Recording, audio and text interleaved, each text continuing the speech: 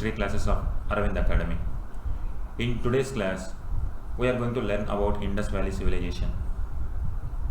We will discuss about various details about Indus Valley and how questions are coming in the examination, and we will answer the MCQ questions from this chapter. It is an important chapter in ancient India. After Stone Age, we discuss about Indus Valley Civilization. Because Stone Age contains three parts: Paleolithic, Mesolithic and Neolithic. So after Stone Age, the usage of metal started. The first metal used by human beings was the copper. So the people who used copper and combined with the stone tools called Chalcolithic.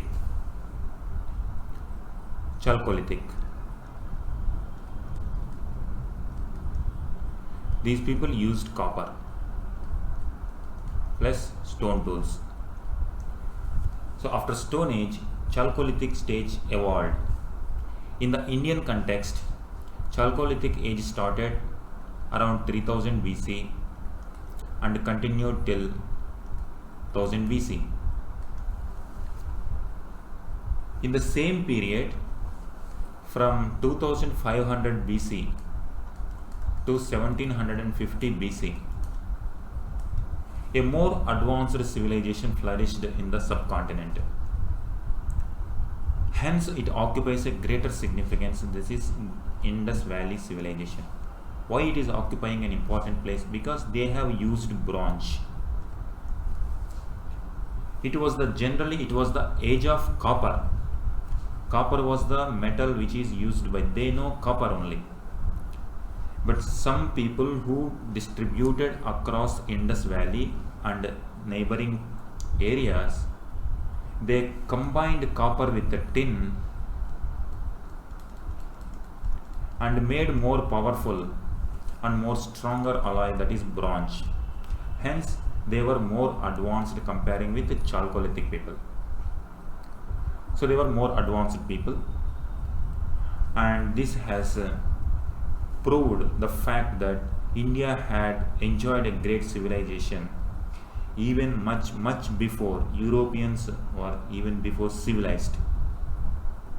So in this Indus Valley Civilization, we will try to understand through various dimensions. Their economy we will study, their political system we study, their society and religious beliefs also we study. And before that, how the discovery of Indus Valley Civilization came about. Charles Mason was the person. We cannot forget Charles Mason. He was associated with the discovery of Indus Valley Civilization. Even though he did not contribute much for the excavations, but he was the person who initially discovered the remnants of Indus Valley in 1826. But the real excavation did take place after 1921, means almost after 100 years. In between, Alexander Cunningham, he was also called father of Indian archaeology. Archaeological Survey of India was created in 1861, and Alexander Cunningham was made as a Director General. But due to lack of funds, ASI could not function properly. It was closed and it was revived only after 1902. It continued till 1889. Later it was closed and only revived in 1902 by Lord Curzon. We generally remember Curzon as a viceroy who partitioned Bengal into two, West Bengal and East Bengal, and Swadeshi movement started.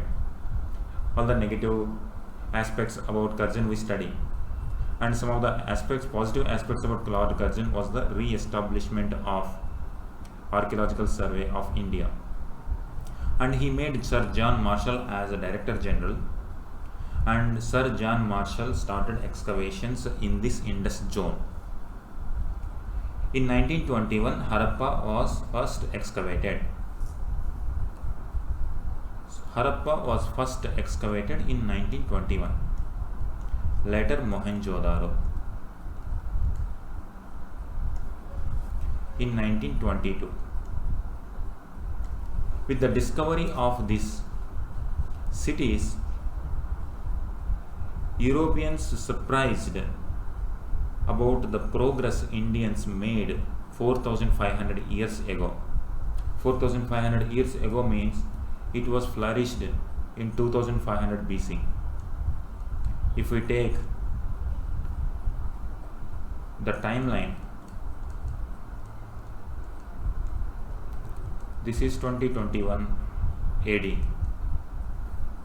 but these people flourished in 2500 BC. You can say 2000 years this side, 2500 years that side. So 4500 years ago, Indians lived in cities. So this fact has changed the outlook of Europeans towards India. It also gives self-confidence for Indians. Hence, it occupied an important place in Indian ancient history. And some of the other important aspects about this civilization are, important facts also came about this civilization. Some of the facts are like it was the largest civilization in the world itself. The contemporary world civilized states were like Egyptian civilization, Iraq, Syria, Mesopotamian civilization and Chinese civilization. They were the contemporary civilizations along with Indus Valley civilization. Comparing with others, it was the largest civilization. The total area was 13 lakh square kilometers. 13 lakh square kilometers. It shows the kind of greatness. And it is the first civilization in Indian subcontinent. And it is the first urban revolution in India. Do you know? After 1000 years, second urban revolution took place. That means first revolution in 2500 BC. It declined in 1750 BC. But the second urban revolution emerged in 600 BC. Almost 1000 years elapsed between first urban revolution and second urban revolution. This shows the kind of great achievement Indus people have achieved in those times. And it was also the Bronze Age. They were the people who used bronze for the first time in Indian history. Here it is a list of excavators who excavated some of the important cities of Indus Valley. Before independence, Harappa, Mohenjo-daro, Sudh-Gajendar, Chanhu-daro, some of the important places which were excavated by these teams. D.R. Sahani, R.D. Banerjee, A. Steen, N.G. Majumdar. We have to remember these people in MCQs. Sometimes questions are asked in this area. After independence, Jawaharlal Nehru as the Prime Minister of India showed great interest in excavations of Indus Valley. Jawaharlal Nehru himself visited Harappa and Mohenjo-daro, these areas, before independence. After independence, Archaeological Survey continued its effort to excavate more on the Indian side. Some of the areas, some of the cities discovered on the Indian side were Ropar, Rangpur, Lodhal, Kalibangan and Dholavira. Rangpur, Lodhal and Dholavira, these were in Gujarat. Ropar is in Punjab.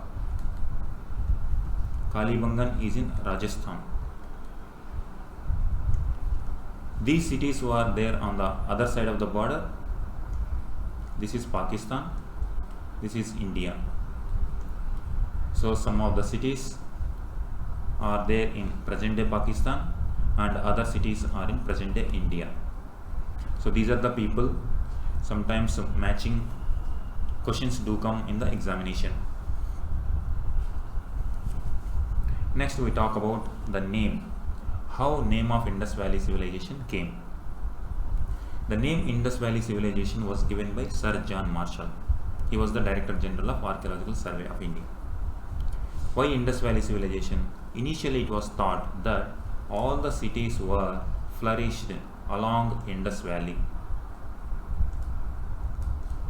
Indus River.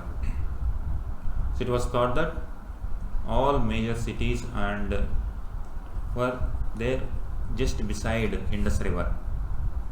Hence Indus Valley name is given. It is also general in archaeological surveys that if any civilization flourished along a particular river, the particular river name is given to the naming. Suppose Egyptian civilization, it was also called Nile Valley civilization. Mesopotamian as Tigris and Euphrates Valley civilization. Chinese civilization as Huanghe River Valley civilization.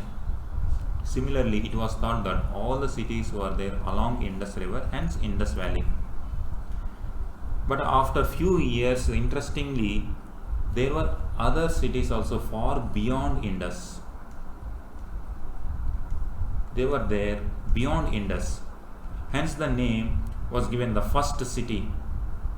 Harappa was the first town which was discovered in this series of discoveries. Hence the Harappa civilization name is given. And other names like Bronze Age civilization because they used bronze extensively. It was also called proto-historic civilization because here the term proto-historic is important. There are two terms, history and prehistory. If we study history from written records, that is history. If we do not have written records and we are studying the history and human evolution through archaeology or other sources like remains, human remains, that is prehistory, means before writing or before script. After script is history.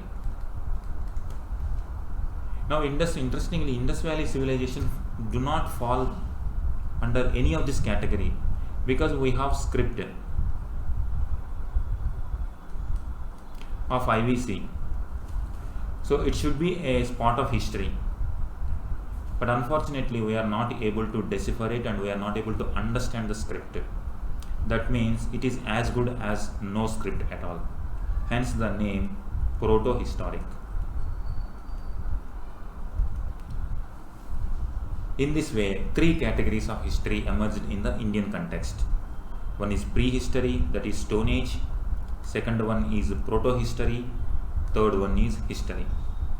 So IVC is also called proto-historic civilization. Another one is the Moola Bharat civilization. This is also another name for civilization given by Dr. Mackey. So this is about naming of civilization. And now, in which area and what are the boundaries of Indus Valley civilization, we will study in which area this great civilization flourished in Indian subcontinent. The boundaries of Indus Valley were Jammu and Kashmir in north side, Maharashtra in south. If you take this, J and K in north, Maharashtra in south. Iran and Pakistan border as western border in UP. The easternmost part of Indus Valley is located in UP. So totally this area covers 13 lakh square kilometers. So these are the boundaries of Indus Valley and the time period which it flourished. This is the mostly accepted time period of Indus Valley civilization. There are so many time periods, but mostly accepted by historians and archaeologists is 2500 BC to 1750 BC. So under this around 750, around 800 years it flourished. Now we see about origin theories about Indus Valley civilization. Different archaeologists have given different interpretations about the origin, because it was the age of imperialism, and some of the archaeologists tried to give the imperialistic turn to this great civilization. They said that Indians do not have civilization, so whatever civilization the Indus people have, it was the gift of foreigners. These foreigners were Mesopotamians. It was one kind of theory given by Mortimer Wheeler. Another kind of theory is Rafiq Mughal. He says people came from Balochistan. He was the historian of Pakistan, and he said Indus Valley people were people of Balochistan. Amalananda Ghosh and H.D. Senkalia, they gave indigenous theory. They said earlier Neolithic people were there. We have seen in Stone Age that Mehergarh, it was the first Neolithic age site in Indus zone. Such kind of cities emerged from Neolithic to the Chalcolithic. Chalcolithic means copper using tools, copper using edges, and from there they emerged into cities. So it appears more suitable explanation for the emergence of Harappan civilization, because cities do not grow all of a sudden.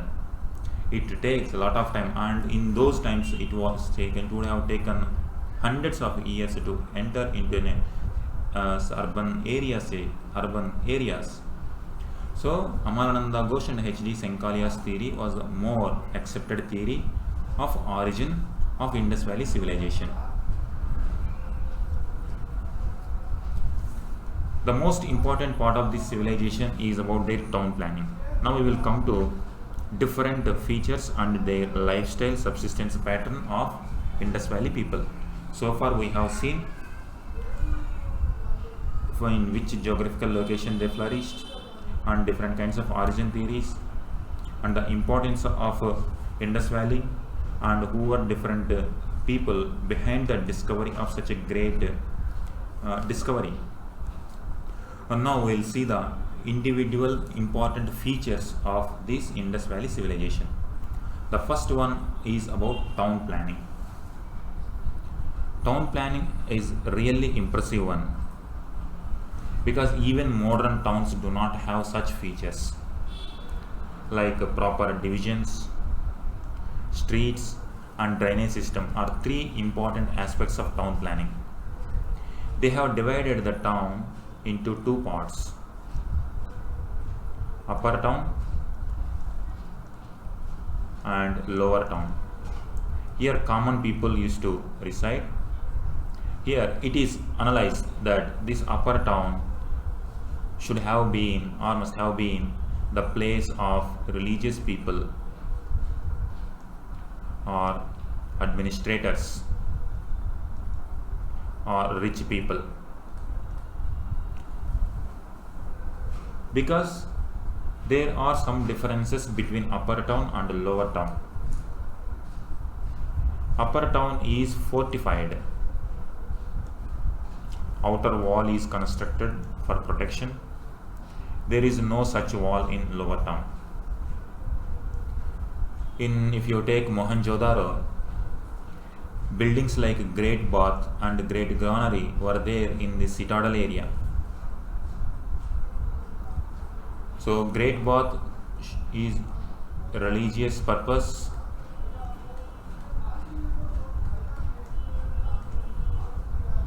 It would have been used for common usage, but upper town people. So that shows some of the great structures were there in upper town. Lower town is normal houses. So there is a class difference. We can observe the class difference. One inference from this is class difference. Here in town planning we have to see that there were divisions in the town. Only exception is about Dholavira. In Dholavira we observe three parts. Western part. So this upper town was the western part. This is eastern part. In Dholavira, western part, eastern part and middle town. So middle town is observed only in Dholavira. It's an important part. Generally, cities were divided into two parts, but Dholavira is having another town. And one more exception here. This upper town, wherever this upper town is there, it was fortified, except in Chanhudaro. In Chanhudaro, no citadel. Citadel means fort, or a structure with walls. Such kind of structure was not there in Chanhudaro. This is one important aspect. Dholavira was having three parts when all other cities were having two parts. This is another aspect. And some other large buildings for public use were Great Bath in Mohenjo-daro, Great Granary in both in Harappa and Mohenjo-daro. Dockyard, it was identified in Lodhal. It is in Gujarat. It is also one of the large constructions of Indus people. Water reservoir of Dholavira. So to have such kind of construction, such kind of monumental works, they would have known already kind of engineering.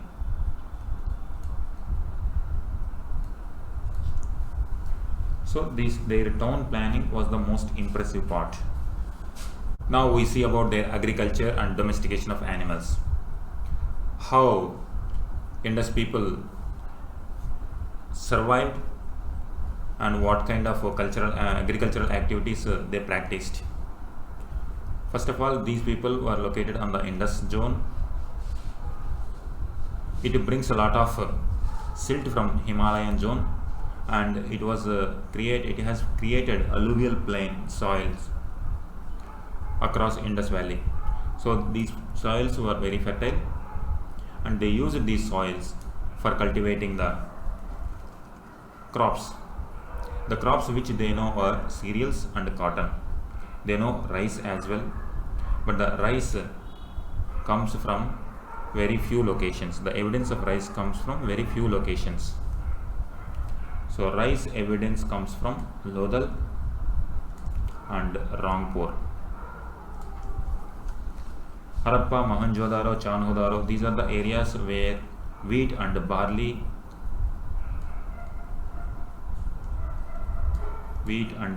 were major crops. Cotton, they exported cotton clothes to Mesopotamia as well. So cotton was one of the major important crop of Harappan people. They followed Kharif and Rabi seasons.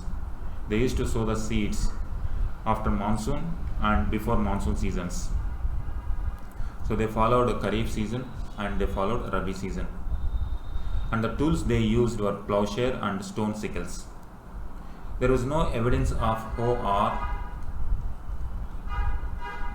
plow, but the evidence of this plowshare comes from terracotta in Banawali and furrowed land in Kalibangan. Kalibangan is in Rajasthan, Banawali is in Haryana. So terracotta plow in Banawali and furrowed land in Kalibangan. From these two places evidence comes that they know plow. And we do not have any evidence that whether this plow is pulled by either people, humans or ox. That kind of evidence is yet to be identified. So this is about agriculture. And domestication of animals. Along with agriculture, they also domesticated goats, sheep and pigs. They knew buffaloes, bulls and camel. Camels were used to carry goods. It is interesting to know that there is no evidence of cow, and there was no representation of cow on seals as well. Bull was represented, humped bull was a very revered animal of Harappans, but there is no evidence of cow and no cow picture on seals as well. And horse is a controversial one. Some people say in Harappan people know horse, some says they do not know horse, but the poor evidence was available from Surkotoda. From one or two places only the horse remains were discovered. So Indus people know horse, but it was not used extensively. So that is the conclusion of IVC regarding horse as of now. And the kind of industry they used was brick making, metal works, shipbuilding. Brick, they extensively used baked bricks because they were living in towns. Towns need houses. These houses required baked bricks, so brick industry flourished. And metal works, copper, tin, alloy, bronze, they know these metals, and they had works like bronze dancing girl. From the evidence of bronze dancing girl, evidence comes that they were experts in metalwork. And shipbuilding, from Lothal dockyard comes. So they did external trade from Lothal dockyard. Jewel making, they know silver, they know gold, and they did ornaments and even exported to Mesopotamia. So Mesopotamia civilization has extensive trade relations with Indus people. Pottery, they used red and black ware. So after making pottery from mud, they coated with red color, and on this they used black color for designs. Terracotta works. Terracotta means it is baked clay. So industry flourished, agriculture we learned, industry we learned. Now about trade. They had both internal trade as well as external trade. Internally they used eka. It is equivalent to modern bullock cart. They used eka. They used rivers also to move from one town to the other town. And there was extensive relation between rural areas and urban areas. In rural areas, agriculture produce was taken to the urban areas. From urban areas, the artisans and metalworks were taken to the rural areas. So internal trade was intensive during Indus Valley civilization. And external trade, they know shipbuilding, they know seas, and they were having extensive trade relations with Mesopotamia. And the export, food grains, cotton, textile, jewelry were the major exports of Indus people.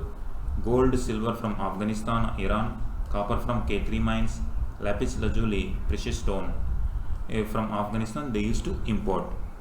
So this is about the trade part of Indus people. One of the major aspect of Indus people is about seals.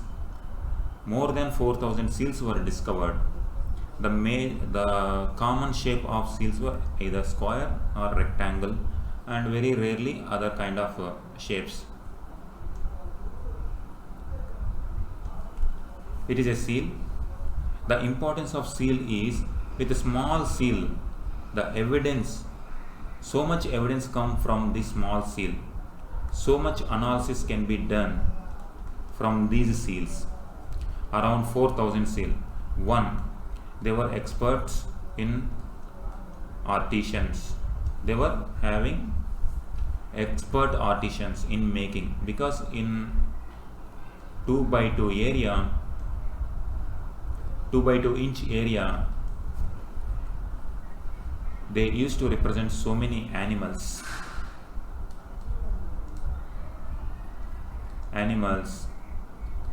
humans, and script as well. They used to represent these figures in a small 2 by 2 inch square shaped material. So that shows the kind of artist Indus people were having.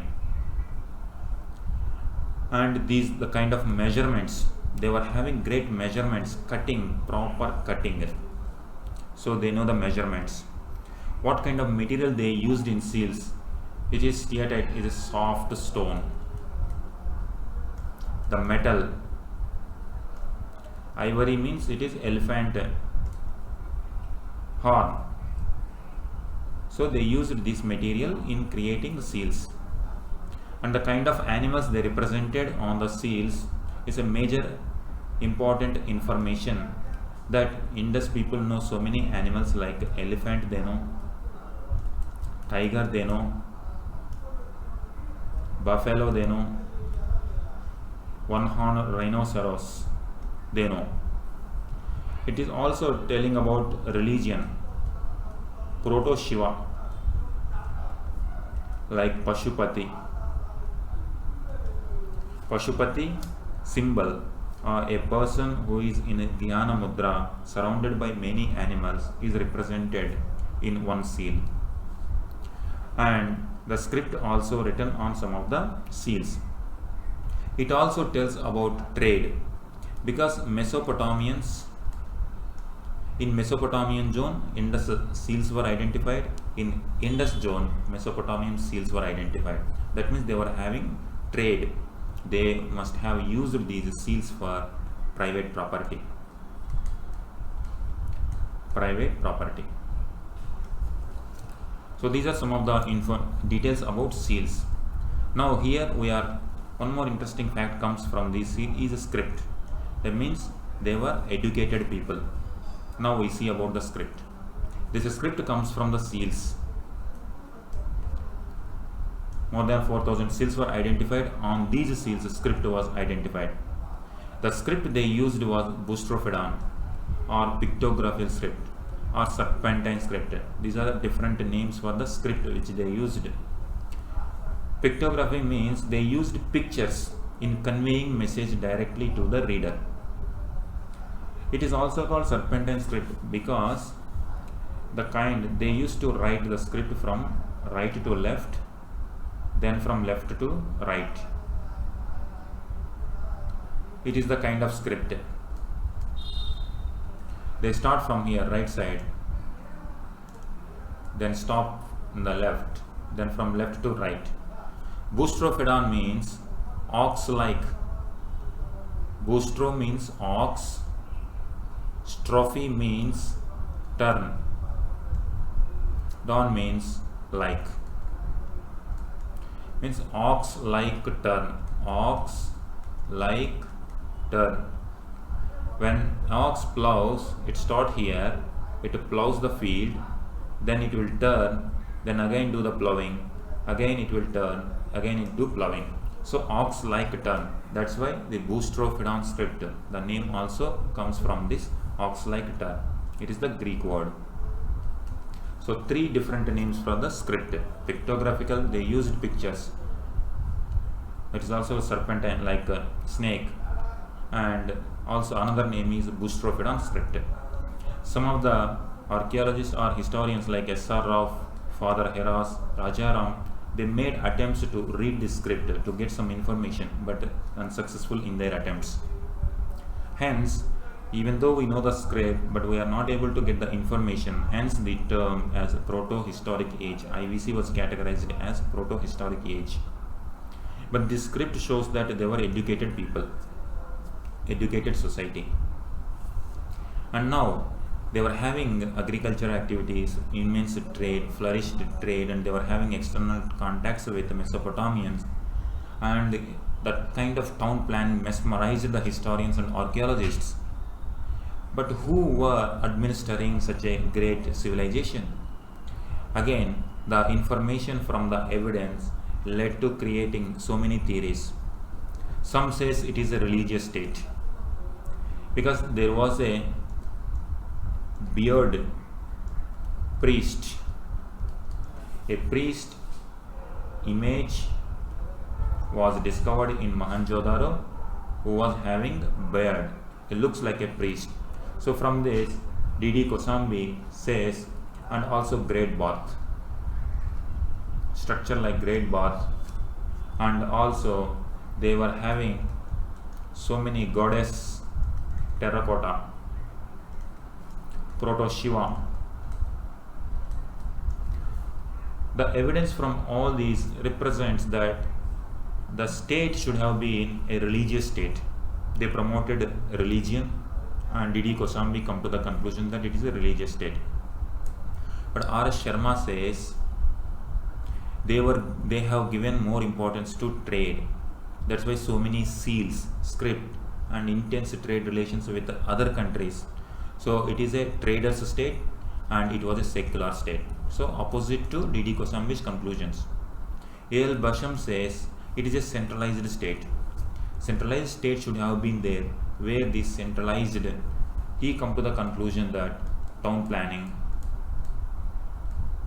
is almost similar across the civilization, and the kind of measurements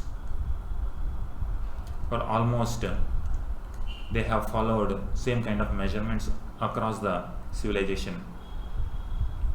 And they also followed script, means people should have read, they must have known common language, and they educated society. So centralized state should have administered this civilization. Gordon Child says it should have been a municipal kind of administration. So local self-governance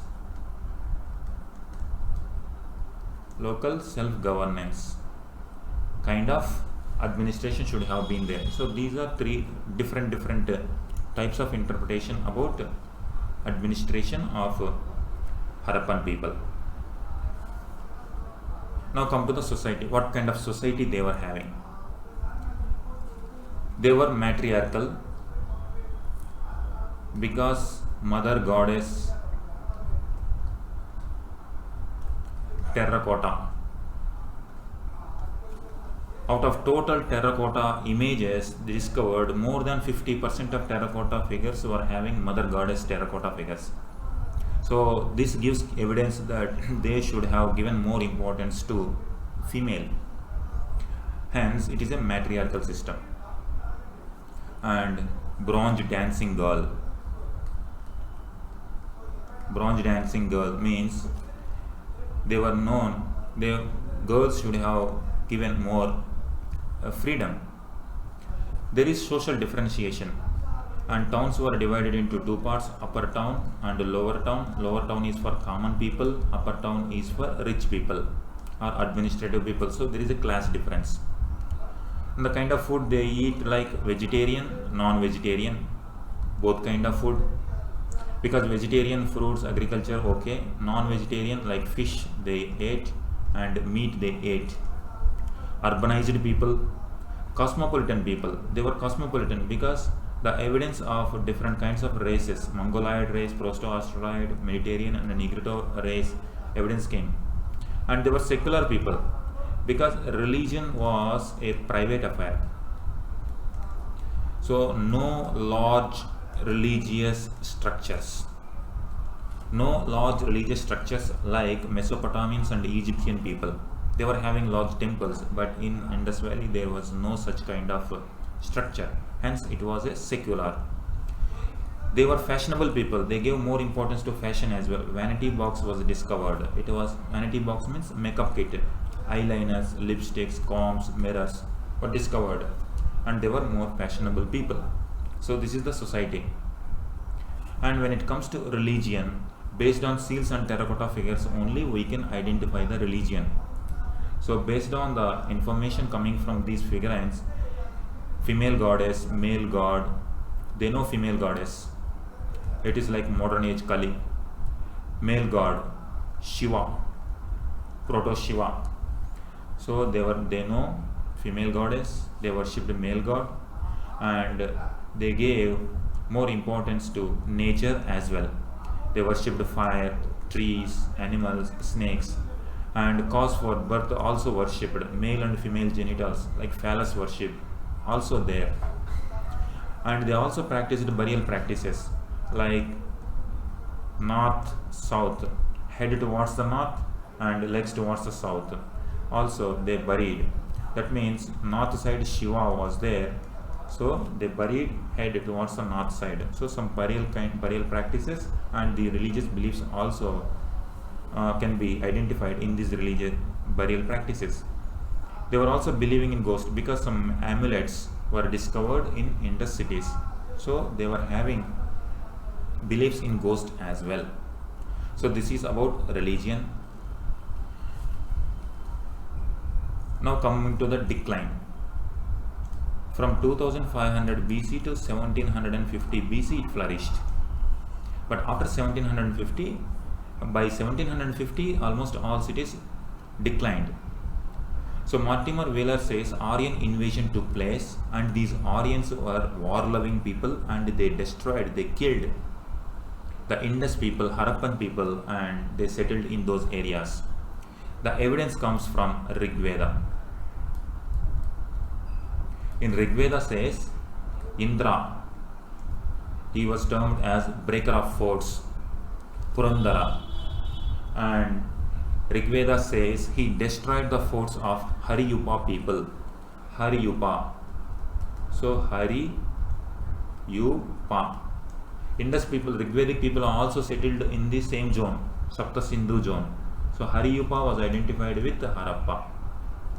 So based on this evidence, Martin Moller come to the conclusion that Aryan invasion would have ended the civilization. G.F. Dale says reoccurrence of floods. He says they were on the plain and they were on the river bed. Flood would have occurred so many times, and he says Mohenjo-daro itself 7 times flooded. Many times the cities were reconstructed. Every time they increased their height. Based on this evidence, he come to the conclusion that reoccurrence of flood was the reason in declining of urban phase. Robert Reich says tectonic activity changed the river courses. It caused floods and sometimes drought. So it led to the decline of civilization. Lambrick says drought, change of course of rivers and water shortage caused the decline.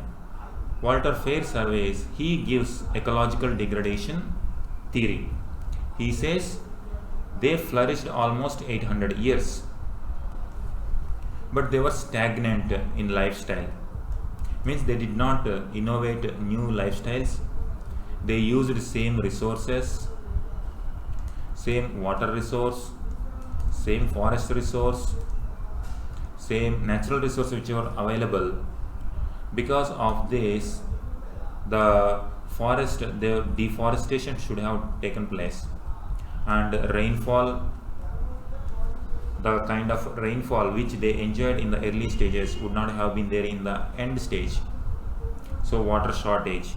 So they naturally moved to the new locations. So this is how he says due to population pressure, the kind of natural resources available in the Indus zone were not sufficient enough to meet the needs. So these people moved to the new areas, and thus gradually the urban phase declined. So this is the theory given by Walter Fairservice.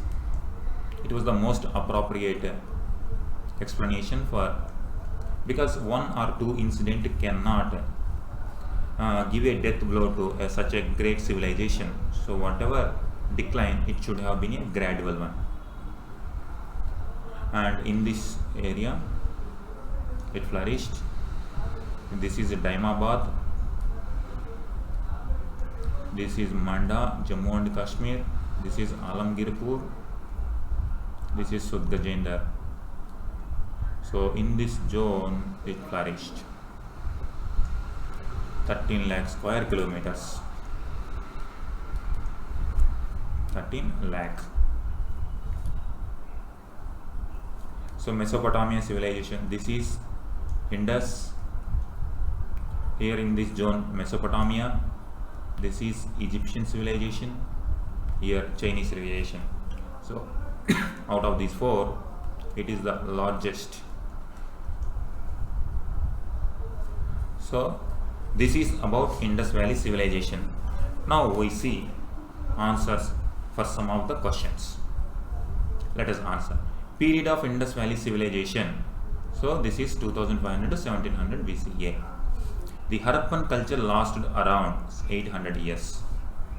The Indus Valley civilization belongs to Paleolithic, Mesolithic, Bronze, Iron. Harappan people do not know iron, they know bronze, so Bronze Age. These two belongs to Stone Age. Next question. The name of ancient place generally identified with Indus Valley is this Meluha. Mesopotamians, one evidence comes from they imported Sindon from Meluha. Sindon means cotton. Meluha means Indus people. So this is the name given by Mesopotamian people to Indus Valley people.